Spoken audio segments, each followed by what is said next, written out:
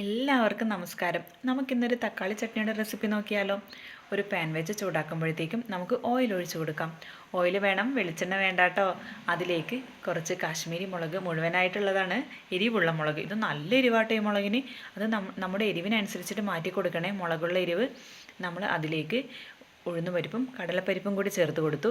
പിന്നെ കുറച്ച് നിലക്കടല കൂടി ചേർത്ത് കൊടുക്കാം കേട്ടോ. നിലക്കടലയുടെ ഊർജ്ജമൊന്നും വരില്ല കേട്ടോ. കുറച്ച് നിലക്കടലയല്ലേ, അത് നമ്മൾ എരിവും ഉപ്പും ഒക്കെ ഇട്ട് ബാലൻസ് ആയിക്കോളും. എരിവ് കുറച്ചധികം വേണം കേട്ടോ ഈ ചട്ടണിക്ക്. എൻ്റെ ആ 2 മുളക് മതി, നല്ല എരിവാണ്. നിങ്ങൾ എരിവ് നോക്കിയിടണേ. അതിലേക്ക് നമുക്ക് ഉള്ളിയും വെളുത്തുള്ളിയും കൂടി ചേർത്ത് കൊടുക്കാം. എന്നിട്ട് ഒന്ന് സോഫ്റ്റായി വരുമ്പോഴത്തേക്കും നമ്മൾ എന്താ ചേർക്കുന്നത്? നമ്മുടെ തക്കാളി. ഇത് നല്ല പുളിത്തക്കാളിയാണ്. ഇവിടെ പുളിത്തക്കാളിയായിട്ട് വാങ്ങാൻ കിട്ടും. അല്ലെങ്കിൽ നമുക്ക് നാടൻ തക്കാളി നമ്മൾ നാട്ടിൽ കിട്ടുന്നില്ലേ, ആ തക്കാളിയാണെങ്കിൽ കുറച്ചധികം ചേർക്കാം. ഇത് തക്കാളിയും കൂടി ജസ്റ്റ് സോഫ്റ്റായാൽ മതി. അതിലേക്ക് കുറച്ച് മല്ലിയില കൂടി ചേർത്ത് കൊടുക്കാം. ഉപ്പും കൂടി ചേർത്ത് കൊടുക്കാം. പിന്നെ ഒരു സാധനം കൂടി ചേർക്കാൻ ബാലൻസ് ഉണ്ടല്ലോ, എന്താ അത്? ജീരകം കൂടി ചേർത്ത് കൊടുക്കാം. ജീരകം കൂടി ചേർത്തിട്ട് അരക്കുമ്പോൾ നല്ല ടേസ്റ്റ് ആട്ടോ. നമ്മൾ തീയൊക്കെ ഓഫ് ചെയ്തിട്ടിട്ടുണ്ട്.